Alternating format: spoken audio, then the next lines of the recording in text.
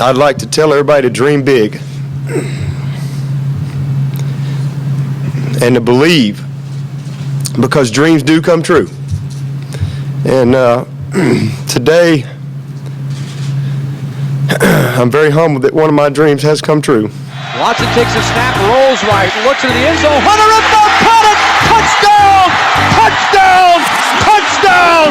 With a second left. It's intercepted, and the Tigers are going the other way. A.J. Terrell with a pick six. Lawrence took a peek downfield, had a lot of room, and breaks a tackle, and he's still running. Lawrence in a foot race. Will they catch him? Touchdown, Tigers! Booker. Shot. Chase Hunter tries it with time to shoot. He's got it, and it goes! Chase Hunter! And one! Pitch. And this one hammered high, deep to right, way back, and out of here! A grand slam! Seth Beer! He's in the lineup, and he has been a game changer. This one's out to center field. It is deep. It is caught! Oh, my goodness! Welcome back to the Walk On Podcast, where we talk all things Clemson sports. And it's Christmas break, so it's just me right now, no JT. But last week, we had conference championship week. Clemson got a big win, knock them back into the playoff. You know, you got an overtime game in Georgia, a shootout in the Big Ten, a domination in the Big 12, and sort of a domination in the Mountain West as well for the conferences that actually matter to the national landscape. But just to update on the records from last week, JT is trudging along. He is increasing his lead on me. I went 4-5 last week, which is not what I needed. I had the little conferences, the group of fives, they destroyed me. I had a better record than JT in the power conferences, but he took his lead back with the group of five. So I'm almost out of it at this point. He's got to go completely wrong with the playoff, and I have to go different and get him right, honestly, at this point. But I'm sitting at 43-23 overall. Still not bad. But JT, he went 6-3 last week, another positive week for him. Going 14, or he's 52-14 overall. He's just increasing that lead to a point where I don't think it's going to be possible for me to come back for the rest of the season. But getting into the conference championship week review, we're going to talk about the Clemson game first. I mean, that's what we all care about. And what a thriller. I mean, this Clemson game was like nothing I expected. I was at the game in Charlotte. It was cold. It was late. But, man, Cade was great. Clemson started out strong with I believe they were in up 21-7 early for two quick turnovers against SMU, but I mean, couldn't really keep that lead going. Clemson was up 24-7 at halftime, you know, thinking that the game was over. And Dabo, I believe in his career, is like 153-1 when leading for 17 plus at any point. And that one lone loss came to Auburn when they had Cam Newton. And fun fact, Rhett Lashley was actually a graduate assistant on that Auburn team. And I thought he just had the number for coming back against Dabo when down 17 or more, because the SMU Mustangs, they fought back in the second half, and just a poor effort from Clemson's defense and the offense. I mean, the just lack of good situational play calling just led to a 17-point SMU fourth quarter and 24-point second half that allowed SMU to tie the game back up with 16 seconds left on the clock. However, junior wide receiver Adam Randall, who is the third-string kick returner walking into the game behind Jay Haynes, who unfortunately got hurt and is probably done for the season, and Eazy-E, who muffed a kick. So Adam Randall went back there, and with 16 seconds left and his first ever kick return, took it back 41 yards to give Clemson a chance to get in the field goal range. And then the Tigers completed a 15 or so yard pass to Antonio Williams that set up a 56-yard field goal. And who would have thought that Clemson and their chances in this game would have came down to a 56-yard field goal that they would end up hitting with freshman kicker Nolan Hooser after all the struggles that the field goal unit has had this season. I believe the field goal unit has given up six block kicks this entire season, which have been Hooser's only misses up till this game, which he missed earlier in the game, a 44-yarder. However, the 54-yarder sailed to the uprights. I mean, it was a low kick, but it got blocked well. had to be low to get the power in it, and the hometown kid, Nolan Hoosier, the native of Charlotte, propelled Clemson to that victory and into the playoffs. But I mean, I don't even know how to think of this game really when talking about it, because there's so many ups and downs for Clemson. And I want to credit SMU obviously for doing such a good job but not quitting and kept fighting. But I mean, honestly, this game came down to Clemson, man. I mean, every week it just feels like they're getting out-coached because, I mean, talent-wise, I mean, Clemson's on paper a top 5 team in the country, and even have a better roster than Texas, who their upcoming matchup is on paper. However, the coaching, or I don't know, just a lack of the it factor, I guess. I don't really know how to describe it, but this game was very reminiscent of the Pitt game. I mean, it looked like early that the game should have ended in a 45-10 blowout fashion. However, I mean, we just can't put teams away. And it hurt Clemson on Saturday as well as the Pitt game that they didn't have any real production at running back. Phil Maffa's visibly hurt and fighting with an injury, and Clemson's visibly trying to avoid giving him the football an immense amount of times as Cade Klubnik out-carried Maffa this game, going 14 for 20, only 21 yards, but that includes sacks as well. So, and then Maffa went 13 for 28, just abysmal.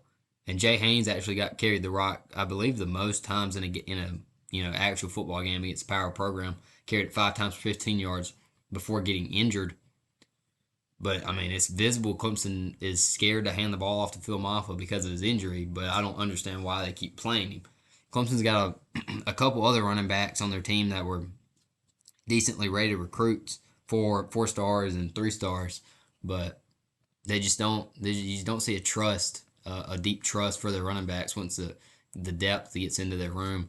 So it's going to be really hard for Clemson moving forward to even win games without a true running back protection, but maybe these next couple weeks can help get Phil Maffa back ready to go. I don't really know what to expect with that. I doubt it. I mean, Phil Maffa looks like he's been struggling with his injury since the North Carolina State game, but he just keeps running out there. But as I hit on again, another thing to be worried about as a Tiger fan is just bad play calling with a lead, whether it's defensive play calling, offensive play calling. It's weird. They'll miss a pass on 1st and 10, make it 2nd and 10, and then give it to a hurt Maffa to make it 2nd or 3rd and 8, and then it leaves you with a long 3rd down where you're just wanting a completion. And I think that Cade's performance this season has really hid some bad play calling, just with how much he's improved in his game. And we could have easily looked like what we did last year, but with the play calling, Cade, if he had not made the improvements that he had made. But I mean, some good takeaways from this game is obviously Cade Klubnik, as I hit on Hoosier, and I want to hit on some other class of 2024 standouts from this game. Sammy Brown got a nod at starter, and Clemson went with their 3 linebacker set as needed, because of how good SMU's run game is.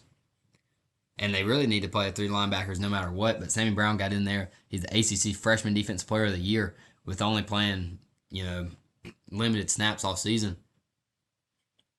And I believe this was about the first game he played the right amount of snaps he should play every game. He was in there probably 90% of the time, unless it was an obvious throwing down. Wouldn't take him out. But he led the Tigers with 14 tackles, had a pass deflection, half a TFL. I mean, this kid's all over the field. I think he's a must-play player for almost every snap. And on the offensive side of the ball, Bryant Wesco Jr. really had his first game as the guy. He was the guy getting open the whole game. He had 8 catches, 143 yards, 2 tutties. It was incredible to see that he was the only guy getting open for Cade most of the time. But he was easily the go-to receiver that night, and obviously, I mean, Antonio didn't do very much, and TJ Moore had a couple drops. But those 2 guys, I mean, were really put themselves out there and really put Clemson into the playoffs with their performances. But I'm still worried about this ending, man. The ending of this game the second half was abysmal from Clemson's standpoint, and they were lucky to hold on. It felt like I was at the game with my dad, and I looked at him when we were up by 10 in the fourth quarter, and it was 31-21, and we were kicking it back to SMU. We might have just kicked a field, or no. Yeah, we just kicked a field goal. Or no, we didn't just kick a field goal. Excuse me, sorry. We had just scored that touchdown at the end of the third quarter, kicking it to him to start the fourth.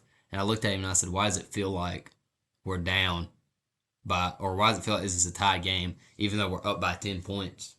It's just Clemson's ability to keep and maintain leads has been horrible this season. And it's something they're going to have to look in the mirror and fix going forward to this playoffs. Or else, Texas is going to roll them at home because Clemson's going to have to get out early and maintain a lead for success to come in the playoffs. But moving on, that's all I really want to talk about right now with the ACC. Not much to hit on. SMU and Clemson both made the playoffs. And I'm going to talk about later how I thought the selection committee did. But moving on, I want to just hit on some more conferences. I'm going to talk about SEC. This game was a Georgia win in overtime, 22-19 in a rematch over Texas. Georgia hands Texas their second loss of the season and their second loss to Georgia this season. And Georgia did this even without Carson Beck in the second half. Carson Beck led the Bulldogs to only 3 points in the first half before suffering an injury right before or on the last play of the second half. Just horrible to see. And it's seen that it's most likely his UCL, and he is most likely done for the season. They haven't announced that yet, but it can be assumed.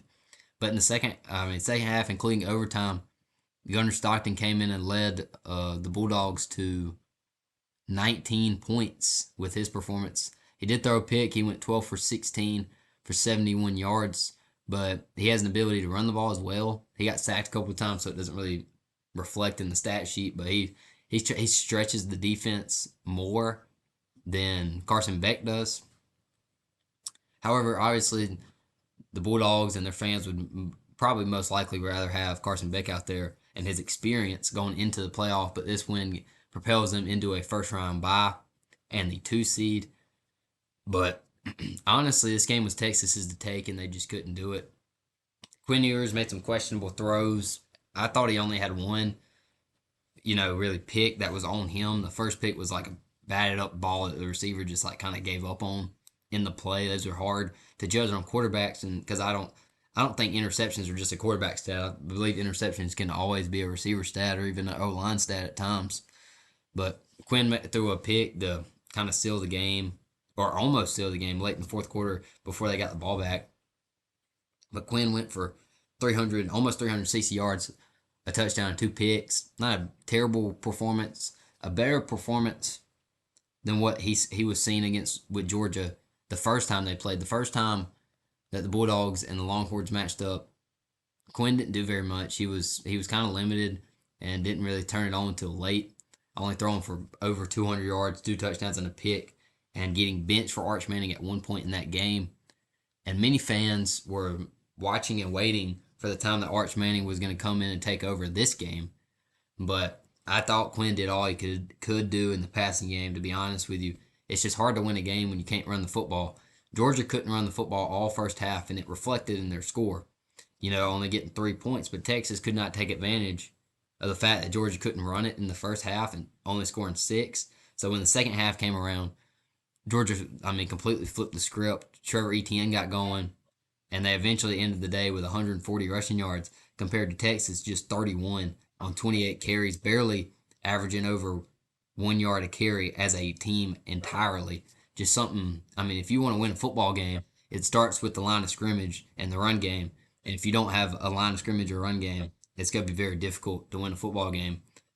But Georgia, it's hard to judge Georgia at times, I think, in my opinion, because looking at their roster, they have talent everywhere, but their lack offensively can be in their O-line at times, but it's mostly their pass catchers. There was, going into the second half of this game, only one receiver had caught a pass for Texas. For Georgia, sorry.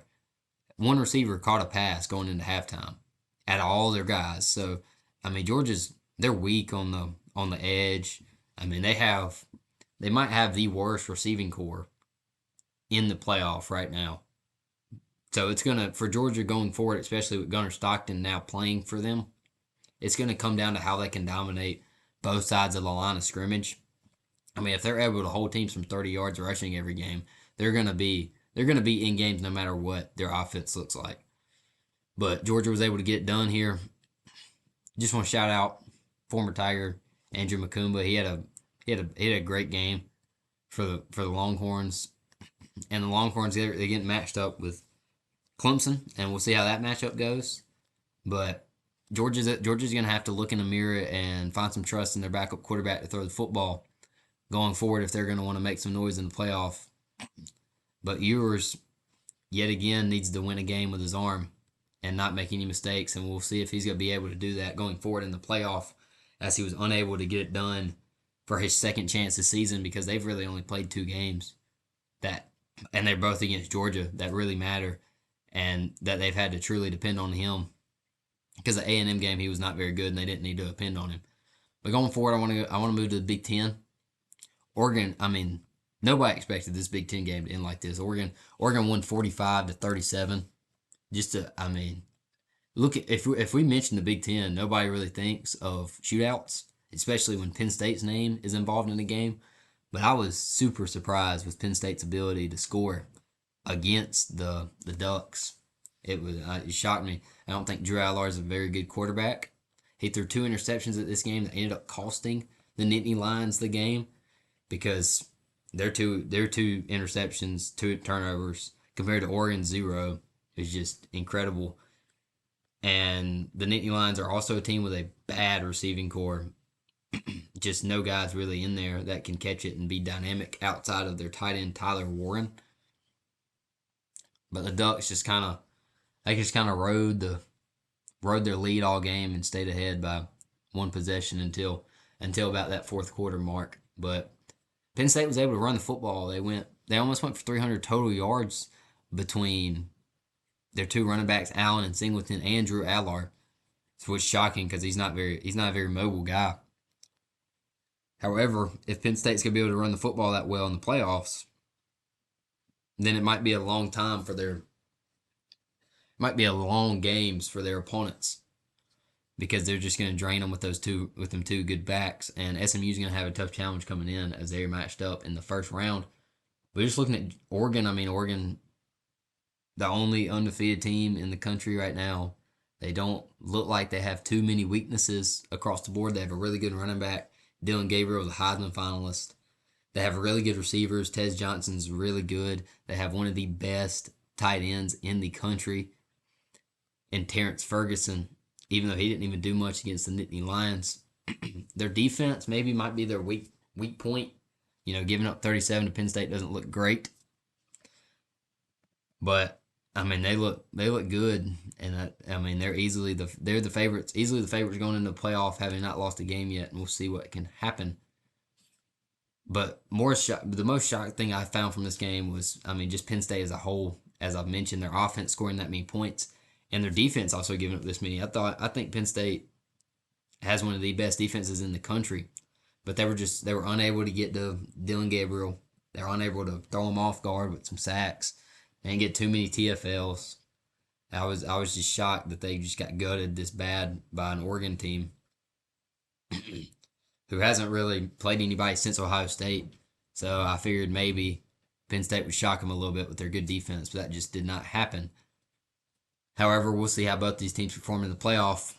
Going forward, got the Big 12 championship game. This game was played at noon. It was like the lone actual game on at noon. And I wasn't really expecting much from Iowa State. I was kind of surprised that it was a ball game a little bit at halftime. However, when the second half started, Arizona State completely took over. Iowa State had two or three costly turnovers to start the second half that really diminished their chances of scoring a lot in the second half to put the game back into contention. Yeah, starting the second half, Iowa State had a fumble. Arizona State scored a touchdown, an interception. Arizona State went and scored a touchdown, and they fumbled again, and Arizona State went and scored a touchdown. So, that's not a recipe for success at all. Turning the ball over 3 straight times when you're down, and it makes the game a 2-possession game and turns it into a 4-possession game in less than 7 minutes of game time, and it just completely puts it out of hand.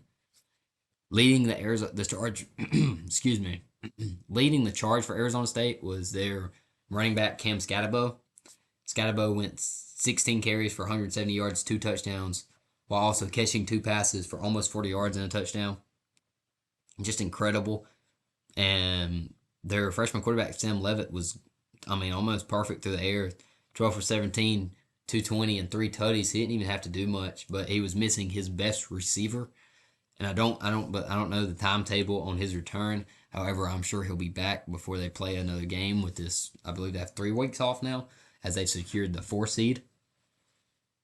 But I wasn't really expecting much from Iowa State coming in this game. My co-host JT, who's not here, he would love to be talking junk about Iowa State right now. He has called their bluff all season long, calling them frauds. But I was really impressed with Rocco Beck. He's a real tough kid. He's actually a little bit older than I thought he was, and he's gotten better throughout the time. And they have 2 really good receivers that Arizona State's zone defense really shut down. I think Arizona State knew that they couldn't play man up with their speed and height that Iowa State has on the outside, and they used their zone to take advantage of Rocco Beck and his lack of experience as a starting quarterback. But Iowa State's defense, they couldn't tackle Cam Scatabo, and they weren't put in great positions to start the second half with all the short field position that they were handed because of the turnovers. However, I was really impressed with Kenny Dillingham and his willingness to be risky when needed at times, going for it on 4th downs. He went for it on a 4th down and ended up in a touchdown. So, just really impressed with that Arizona State team. And we'll see if they can make noise in the playoff. They're going to have a difficult matchup in round 2, since they have the bye, against Texas or Clemson. I saw a potential line in which both Texas and Clemson would be favored against Arizona State, and we'll see if they can make any noise. Kenny Dillingham, he's doing a great job there. He's turned that program around from 3-9 to 11-2 and in the playoff and the Big 12 champions in 2 years. So really impressive from his part. And honestly, I don't hate this team. I can't. It's hard to dislike Arizona State and Cam Scatabo and the way they play football. And honestly, I'm cheering for them to do good unless Clemson has to play them, and then that'll be the only time I don't cheer for them to do good. But moving on, you got the last conference championship game I really want to talk about. You got the Mountain West. This game was played on Friday night. So it was played at Friday night late, I believe at like 8 o'clock. Jeanty gets his get-back game against UNLV, despite Boise winning against UNLV twice this season. The first time that they played, UNLV kind of had Ashton Jeanty's number throughout the entire game. Let's pull it up here. I think Ashton Jeanty rushed for under 2 yards a carry for the first time, or maybe the only time all season. Yeah, he rushed for 3.9 yards a carry, which is the only time he ran for under 4 yards a carry. At least 4 yards a carry. Sorry, I don't know why I'm saying point. All season long.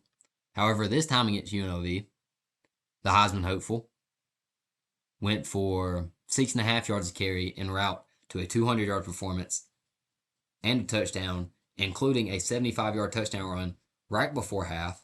And Boise was up 21-0 at halftime. Just impressive. However, like Clemson fans have gotten used to with the Tigers, no points were scored in the second half. Just a complete tale of 2 halves from this Boise team. However, defensively, it was not a tale of 2 halves. Boise's defense completely shut down the dynamic ability of the UNLV Rebels offense and Haj Malik Williams, who can throw it and run it. Just really surprising to me of how good the Boise defense was, forcing UNLV to 16 third downs and letting them only get 5 of them. I mean, it was great. They forced a turnover. Boise won the penalty battle. I mean, it was just an impressive feat from the Broncos defense, and it honestly should give Boise State fans a little bit of hope going into the playoffs, to see that they don't just need GT to run for 200 yards to win a game. Their defense can get down and say, we're going to hit you, and we're going to hit you over and over again, and we're going to win this football game because we're more physical than you are.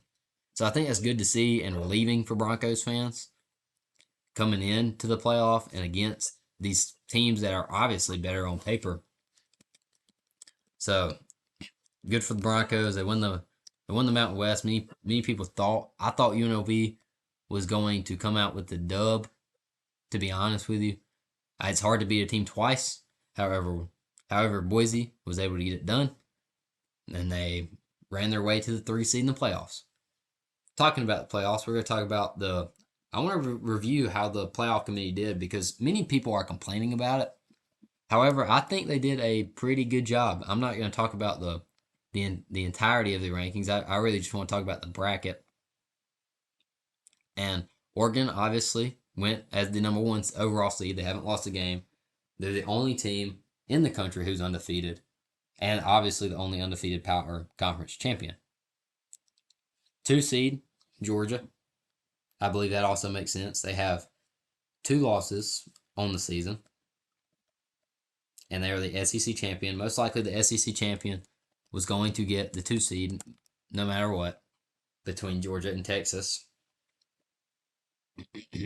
And Georgia's 2 losses came both on the road. One on the road at the last second at Alabama, and one they lost in dominant fashion against Ole Miss, who missed the playoffs.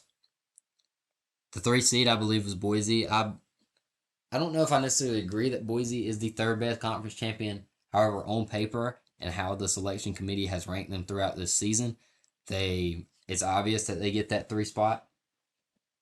Arizona State is the 4.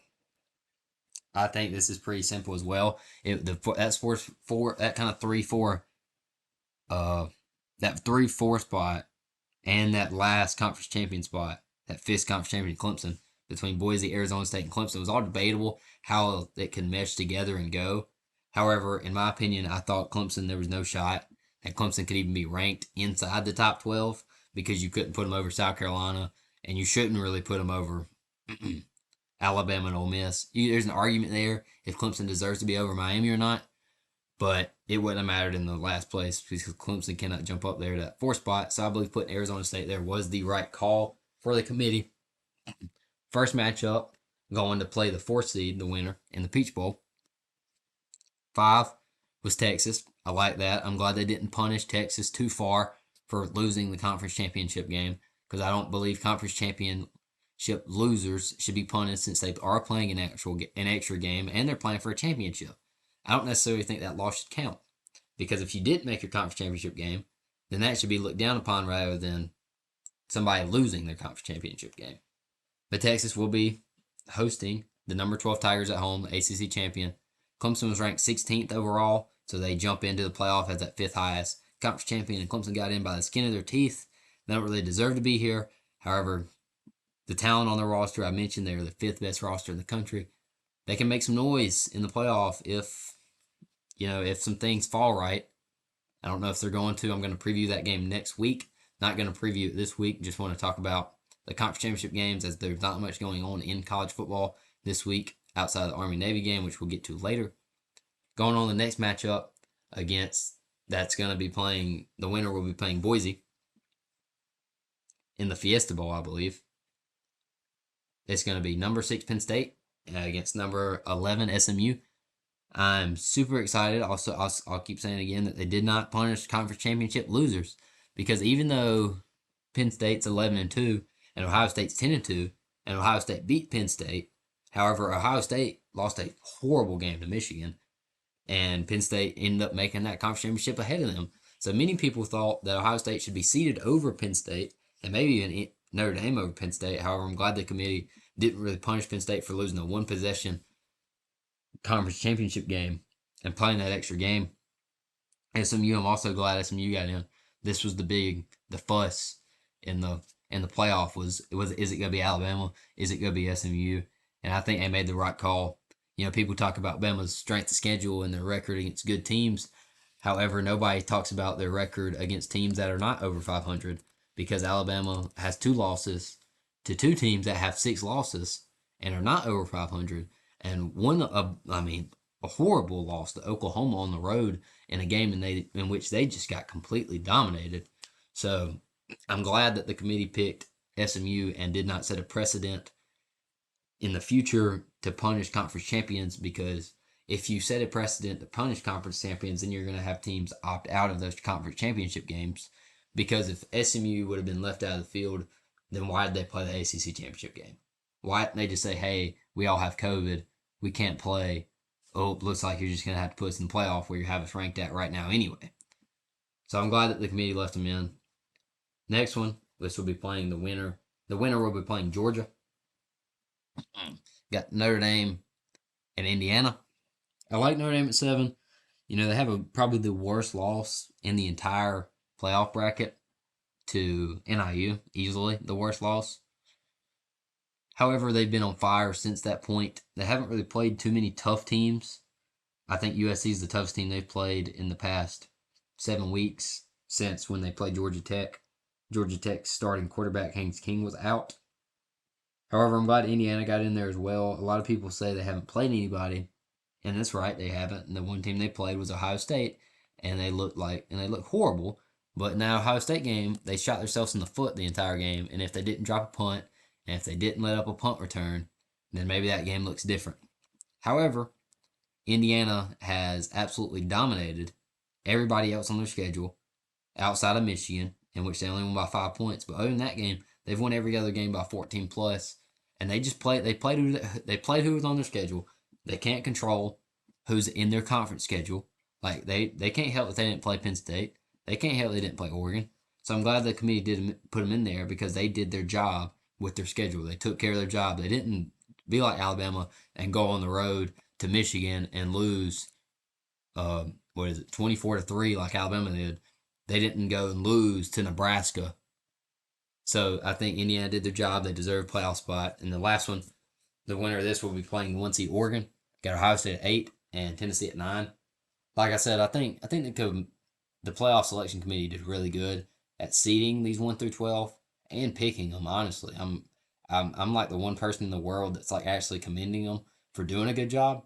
I think this was one of the best years to start a 12-team playoff, and I think they got it right. Honestly, I think Ohio State deserves to host over Tennessee. You know, a lot of Tennessee fans are going to be mad that they're not hosting because of Ohio State's recent loss to Michigan. However, when you're comparing these two teams, in my opinion, Tennessee's best win is against Alabama, who's outside the playoff, and they lost on the road to Arkansas, and also went to overtime with a Florida team. That was before DJ Lagway really got in there and was working. And Tennessee also has a loss to Georgia by 2 scores. And if we look at Ohio State, Ohio State has 2 wins over playoff teams currently. They have a win over Penn State and a win over Indiana. And Ohio State's 2 losses, one of the which is to the number 1 overall seed in the playoff on the road by 1 point, and one is at home to a rival. Things get weird in rivalry games by 3 points. So Ohio State's combined loss points are by 4, and Tennessee is by like 19 or so. And Tennessee has no wins over a playoff team, and while Ohio State has 2. So I thought the committee did really good in structuring this playoff. I think if JT was here, I was arguing with JT about the Tennessee-Ohio State thing last week or the week before. So I don't think he would agree with me how this selection thing was, how this committee picked the seeding here. However, I think they did a great job, and I'll be the one person on the planet to commend them. It's a really hard job to do. You know, a lot of these teams play in different conferences. Every conference looks different. However, I thought they did a great job, and I'm excited to see how this playoff turns out. I think it's a great year. And I even asked JT a couple weeks ago if we were still in the 4-team playoff, who would be the 4 teams that would go. And honestly, I couldn't tell you the 4 teams that would go because almost everybody has 2 losses, except for Oregon, obviously. Do you put up Boise State in there with 1 loss? You probably do. So it would be a weird year for a 4-team playoff. So I'm glad we got the 12 team. A lot of people want to go away with the conference champions, the top 4 conference champions getting a bye game. I don't think we should do that. I think playing an extra game is daunting on a team. And I think it's great that the committee rewards the top 4 champions by giving them a week off because they've already played an extra game. So I like it, and I don't think it should go away, no matter how bad the conferences may be. But moving on, they also picked the bowl games this week. And I want to talk about my favorite bowl games to watch that will be coming up. To start out, that might easily, I think this is my most favorite bowl game to watch, is Georgia Tech will be playing Vanderbilt. And this game kind of, they're kind of like the same team. I mean, they're hard-nosed football teams that quarterbacks run the football and they can't really throw it too much. However, this will be an interesting matchup to watch. They'll be playing this 2 days after Christmas on the 27th in the Birmingham Bowl. So just an interesting matchup. I would love to see how that one goes.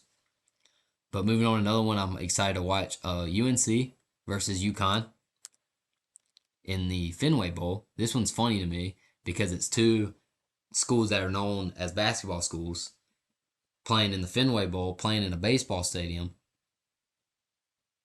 However, they're football programs. So it's two basketball schools playing in a baseball stadium in football. Just a funny one to me. And North Carolina just hired Bill Belichick. I don't know if he'll be there for this game or not. Maybe he will. Maybe that'll push him over the edge. I don't know. This game will be played on the 28th at 11 a.m. in Boston in the Green Monster Field. That'd be a fun one to watch. Another one, a weird one to me, honestly, when I first saw it. BYU's playing Colorado in the Alamo Bowl.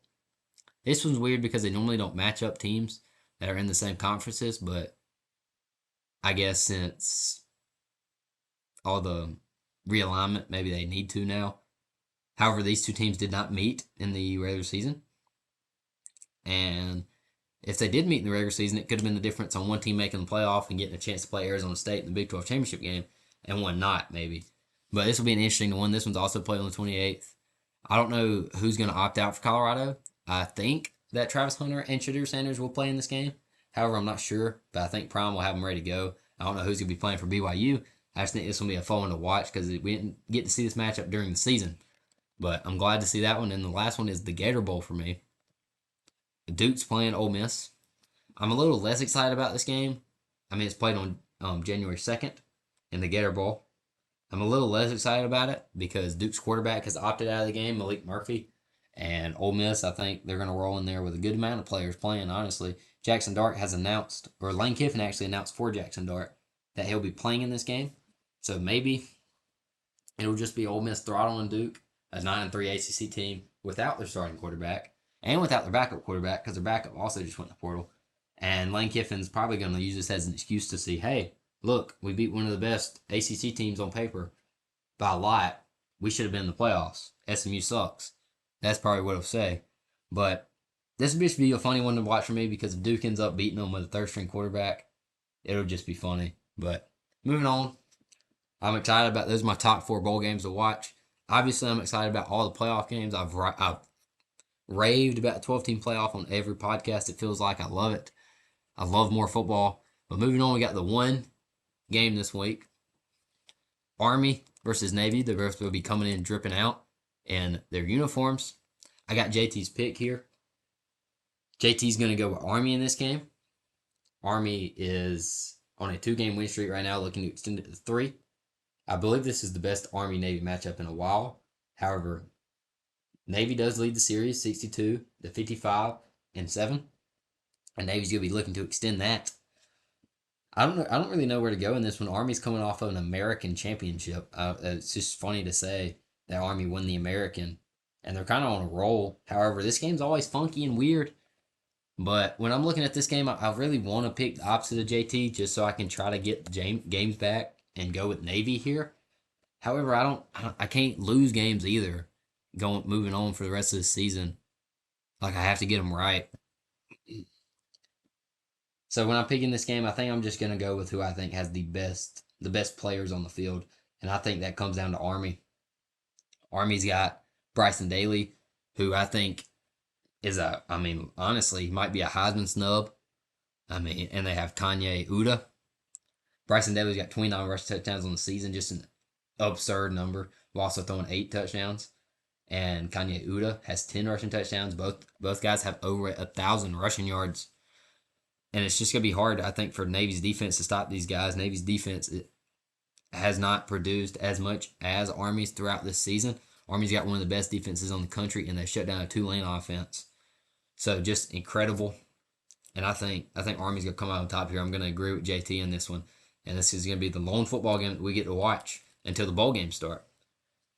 But before I end this week on the podcast, I'm going to talk about Clemson basketball, a little review from last week, and a preview for this week coming up. Got a game on Saturday against Memphis at 11 a.m., an early tip-off for the Tigers.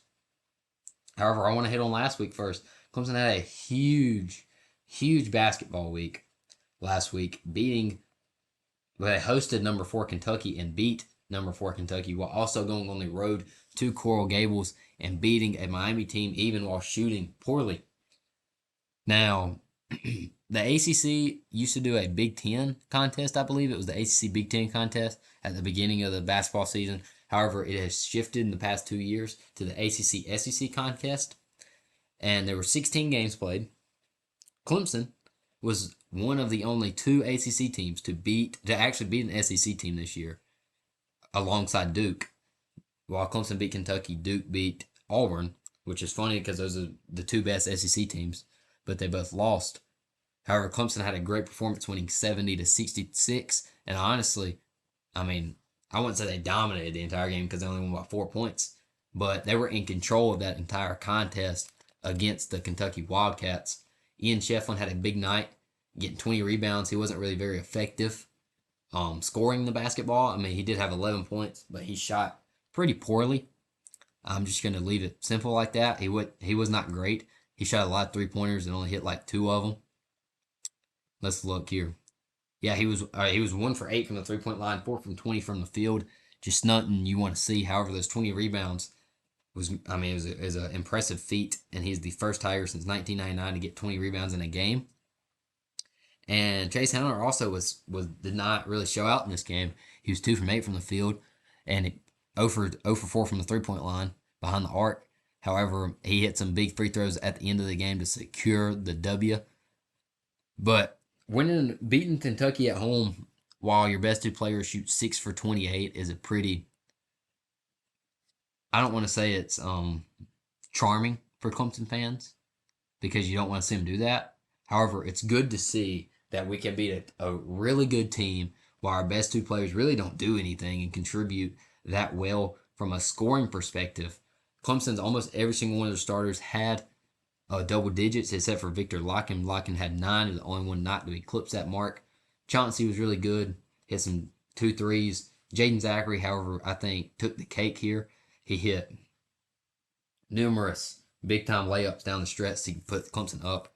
And I just want to hit on 2 bench guys that came in and produced well. Dylan Hunter played a lot of minutes and was great in the minutes that he played offensively and defensively. And he's improving right in front of Tiger fans' eyes, being the highest rated recruit on this roster. However, Miles Foster came in and gave the Tigers 9 great minutes, 7 points, 4 rebounds, and he just dominates Kentucky teams. I believe I said on the thing last week. I honestly think we talked about the Kentucky game last week, but it's so impressive. I want to talk about it again. I believe I said Miles Foster last year against Kentucky when he was at Illinois State. He had 20 and 15 against Kentucky. Just impressive from Clemson. They're up to, after this win against Miami, they're up to number 8 in the net. Just impressive. And now they're up to 16 in the AP poll. I think we're getting slept on a little bit. But however, if Clemson keeps winning, they'll be in the position to do whatever they want to this season. And it's just encouraging. And I want to talk about that Miami game. Clemson went on the road to Miami, a place that's kind of always struggled with them a little bit. Had made them struggle a little bit. And it was their first road contest. First true road contest since going and losing to Boise by 13 on the road. And Clemson really struggled from the field. Shooting-wise, they were not very effective. Only scoring 65 points in this contest and I can't remember. I think they were up by 5 at halftime. However, Miami was very poor in the first half, and we just did not take advantage of it. Yeah, it was 25-24 at the end of the first half, but Clemson came out and scored 40 in the second half, increasing their numbers up. And this game really came down to Chase Hunter. Chase Hunter, I think he finally realized sometime in the second half, hey, these guys just can't guard me. And he just started taking them to the rack. But Clemson didn't get too many foul calls in this game. They kind of let the boys play. However, the most concerning feat is Victor Locken's inability to stay on the floor. He was in foul trouble almost this entire game, and it kind of gave me flashbacks to PJ last year, PJ Hall, and he doesn't. The way Victor's been playing, he does not need to. He needs to stay out of foul trouble. But Clemson's inconsistent bench is another thing to look at. They only had 7 bench points this game after having a strong 15 against Kentucky, even though they played more guys off the bench against this Miami team. But Miami, this is not any win to brag about. This Miami team has not been very good this season. However, the only thing I can brag about that Clemson shut down on this Miami team was Nigel Pack.